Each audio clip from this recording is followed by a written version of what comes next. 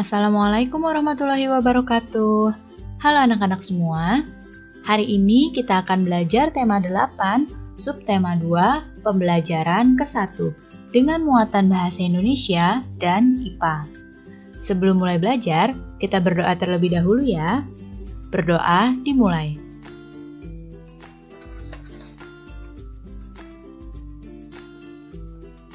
Berdoa selesai. Baik anak-anak, sudah siap untuk belajar hari ini? Kalau sudah siap, mari kita mulai belajarnya.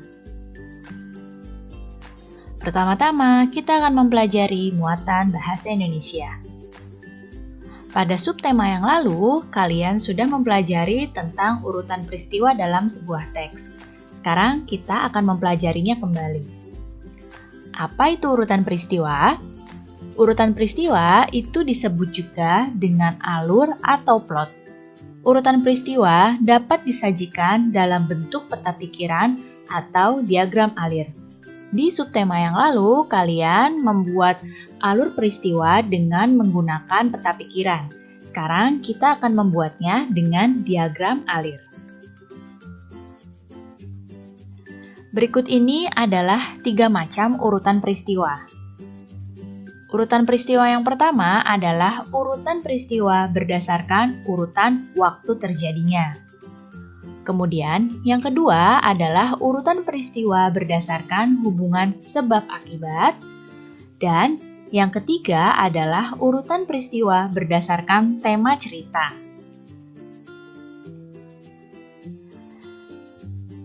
Bagaimana caranya mengidentifikasi urutan peristiwa? Mari kita ingat kembali.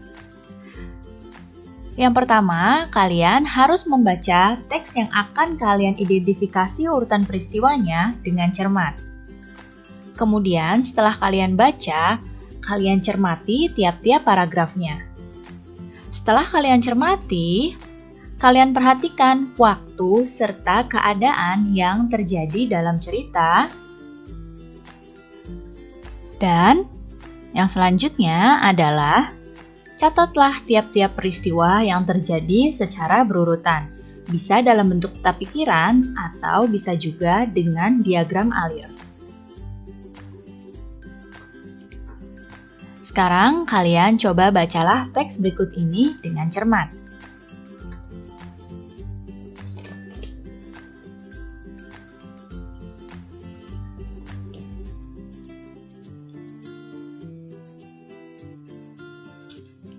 Sudah selesai membacanya? Kita akan mencoba menuliskan urutan peristiwa berdasarkan teks di samping. Dan kita akan membuatnya dalam bentuk diagram alir. Yang pertama, kita tuliskan judulnya terlebih dahulu. Judulnya adalah siklus air. Nah, yang berikutnya urutan peristiwa berdasarkan teks. Yang pertama adalah pemanasan permukaan bumi oleh matahari. Kemudian yang berikutnya adalah uap air berubah menjadi titik-titik air dan yang berikutnya titik-titik air jatuh ke bumi dan hujan pun turun. Di sini urutan peristiwanya berdasarkan dari teks yang sudah kalian baca ini ya.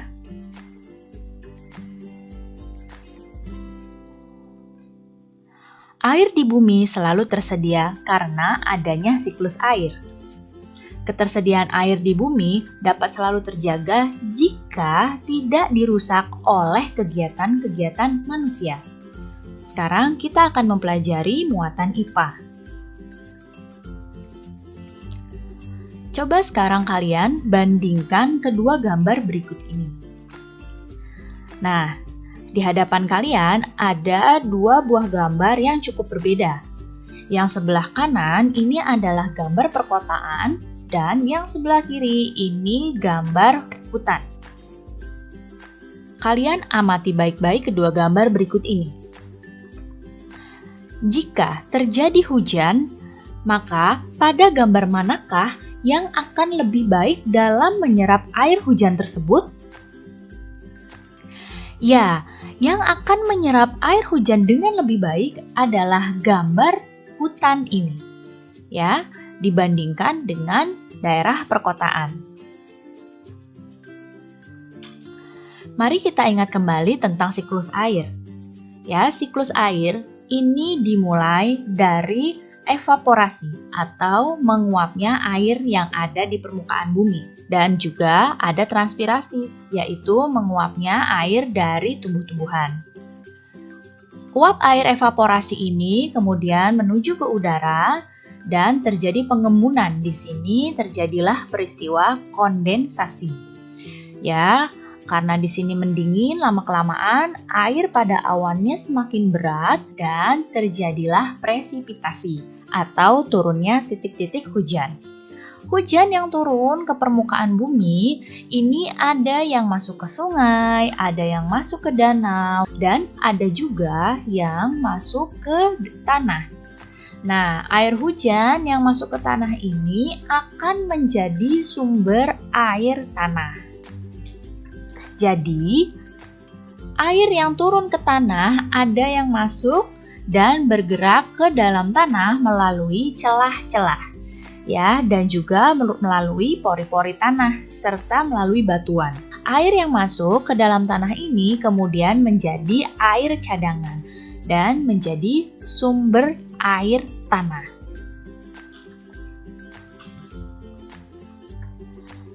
Sumber air akan selalu ada apabila tersedia daerah resapan air. Daerah resapan air biasanya terdapat di hutan atau pada daerah-daerah yang memiliki banyak pepohonan. Air akan lebih mudah meresap jika banyak terdapat tumbuhan. Air yang meresap akan diserap oleh akar tumbuhan dan adanya air dan akar di dalam tanah menyebabkan struktur tanah menjadi kukuh dan tidak mudah longsor.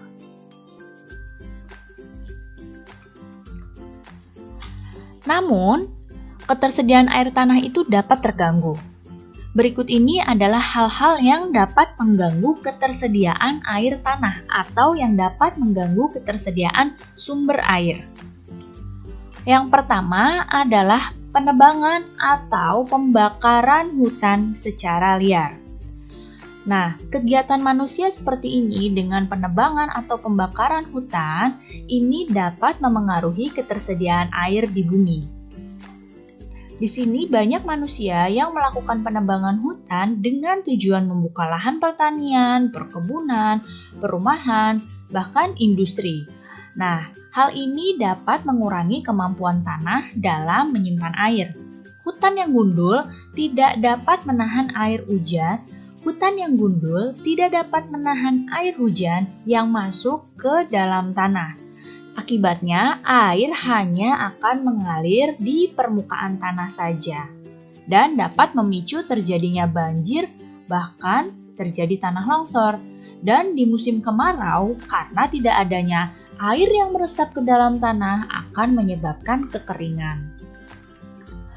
Hal berikutnya yang dapat mengganggu adalah penutupan permukaan tanah dengan beton atau aspal. Misalnya seperti jalan raya atau misalkan seperti halaman rumah atau kantor yang di semen atau di beton. Nah, hal ini dapat menghalangi proses peresapan air hujan ke dalam tanah. Jika daerah resapan air ini semakin berkurang, maka cadangan air di bumi akan semakin menipis. Akibatnya, pada musim kemarau terjadi kekeringan. Ya. Lalu bagaimana ya caranya menjaga keberlangsungan siklus air dan juga keberadaan air tanah? Berikut ini adalah cara untuk menjaga keberlangsungan siklus air dan juga air tanah. Yang pertama, kita harus menjaga kelestarian hutan. Ya, karena dengan adanya hutan, maka penyerapan air ke dalam tanah akan semakin baik. Kemudian, melakukan reboisasi pada hutan yang gundul. Berikutnya, kita dapat menanami lahan kosong di sekitar rumah. Berikutnya, kita membuat lubang biopori, bisa di halaman, di kebun, atau di lahan kosong. Lubang biopori ini bertujuan agar air dapat lebih mudah meresap ke dalam tanah. Dan membiarkan halaman terbuka dan tidak tertutup beton atau aspal. Akan belajar tema 8, subtema 2, pembelajaran kedua. dengan muatan SBDP dan IPA. Mari kita mulai belajarnya. Pertama-tama kita akan mempelajari muatan SBDP. Lihatlah di hadapan kalian, ada sekelompok anak yang sedang menari. Tahukah kalian tarian apa ini? Ya, ini adalah tari saman. Pernahkah kamu melihat pertunjukan tari daerah seperti pada gambar? Atau pernahkah kalian melihat pertunjukan tari daerah yang lain? Nah, ketika kalian melihat pertunjukan tari, kalian pasti akan melihat kekompakan dari para penari tersebut dalam melakukan gerakan-gerakannya.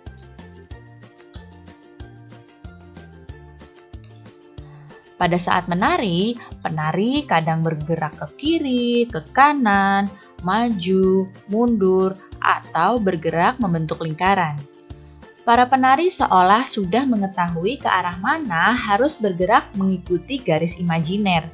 Garis imajiner yang dilalui oleh penari saat melakukan gerak tari disebut dengan pola lantai. Pola lantai pada tarian dibagi menjadi dua. Yang pertama ada pola lantai garis lurus. Pola lantai garis lurus ini dapat dikembangkan menjadi pola lantai garis lurus horizontal, diagonal, garis lurus ke depan, zigzag, segitiga, segi empat, dan juga segi lima. Dan ada pola lantai garis melengkung. Pola lantai garis melengkung dapat dikembangkan menjadi garis lingkaran, angka 8, garis lengkung ke depan, dan garis lengkung ke belakang. Berikut ini adalah bentuk pola lantai dari gerak yang dilalui oleh penari. Nah, bisa kalian lihat di sini pada gambar yang pertama. Yang A, di sini penari bergerak melalui garis lurus ke depan. Lihat ya, panahnya ke arah lurus ke depan. Kemudian gambar yang B, penari bergerak melalui garis diagonal. Nah, yang C, di sini penari bergerak melalui garis horizontal. Kemudian yang D, di sini penari bergerak melalui garis diagonal. Hanya saja di sini berbeda arah dengan yang B. Kemudian yang E, penari bergerak melalui garis lurus ke depan, dan yang F, penari bergerak melalui garis lingkaran. Kemudian ada juga bentuk pola lantai yang dibuat oleh formasi penari. Nah, perhatikan di sini. Untuk yang A, di sini adalah formasi penari membentuk pola lantai diagonal. Ya, bisa kalian lihat di sini posisinya miring. Nah, ini berarti formasinya pola lantai diagonal. Kalau yang B, ini formasi penari membentuk pola lantai segi 5. Kemudian yang C, di sini adalah formasi penari membentuk pola lantai garis lurus ke depan. Lihat ya, di sini lurus ke depan yang C. Yang D, di sini formasi penari membentuk pola lantai zigzag. Nah, ini pola lantainya zigzag kalau seperti yang D. Yang E, formasi penari membentuk pola lantai lingkaran. Dan yang F, formasi penari membentuk pola lantai diagonal yang berkebalikan arahnya dengan yang A.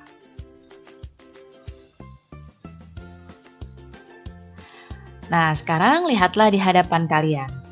Ada seorang anak yang kehujanan. Ternyata di sini Riri kehujanan sepulang latihan menari.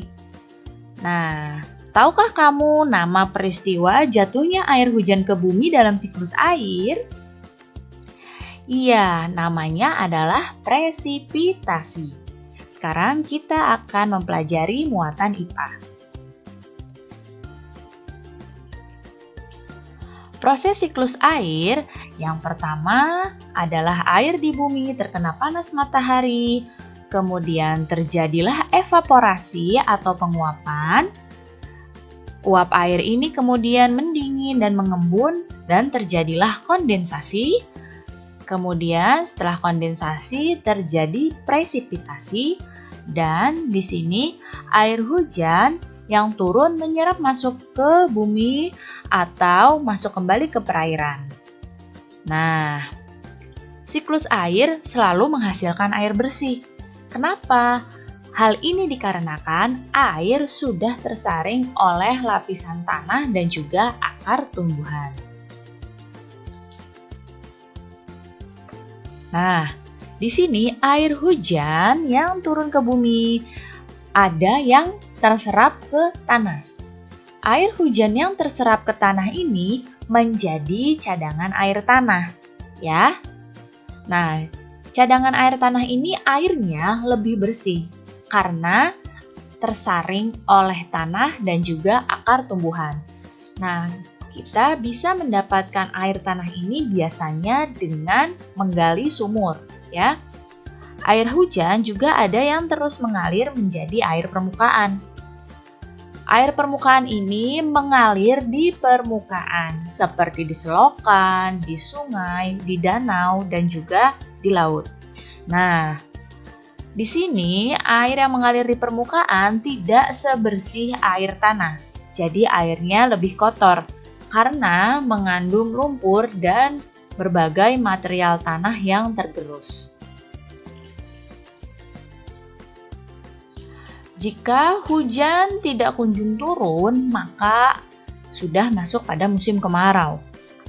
Musim kemarau ini menyebabkan air hujan yang turun ke bumi itu berkurang.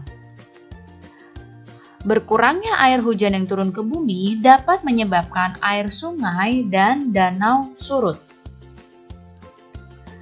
Nah, jika air sungai dan danau surut akan mengurangi penguapan air untuk pembentukan awan. Semakin sedikitnya awan yang terbentuk, maka semakin berkurangnya curah hujan yang akan turun. Nah, jika hujan sedikit turun, sumur-sumur penduduk pun akan menjadi kering karena tidak ada air yang masuk ke tanah. Nah, jika penduduk sumurnya banyak yang kering, maka akan terjadi kelangkaan air dan kekeringan. Apabila hujan tak kunjung turun, banyak sumur penduduk yang akan mengalami kekeringan. Peristiwa ini biasanya diikuti dengan kelangkaan air bersih. Jika kelangkaan air bersih ini terjadi dalam waktu yang panjang, maka disebut dengan bencana kekeringan.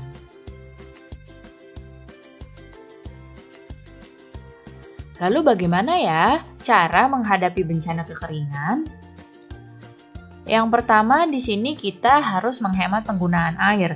Menghemat penggunaan air bersih ini di sini bukan hanya ketika sudah terjadi musim kekeringan, namun juga sebelum kekeringan itu terjadi. Jadi ketika sedang hujan dan masih banyak air, kita juga harus menghemat penggunaan air. Kemudian menggunakan teknologi yang menghemat air. Kemudian bisa juga dengan pembangunan waduk atau bangunan yang dapat menampung air. Dan melakukan pemantauan pada persediaan air di waduk dan pembuatan sumur dan pemasangan pompa air di daerah yang rawan terjadi kekeringan. Baik anak-anak, cukup sekian ya penjelasan Ibu kali ini. Mudah-mudahan kalian paham dan mengerti. Terima kasih anak-anak semua, sampai jumpa lagi. Wassalamualaikum warahmatullahi wabarakatuh.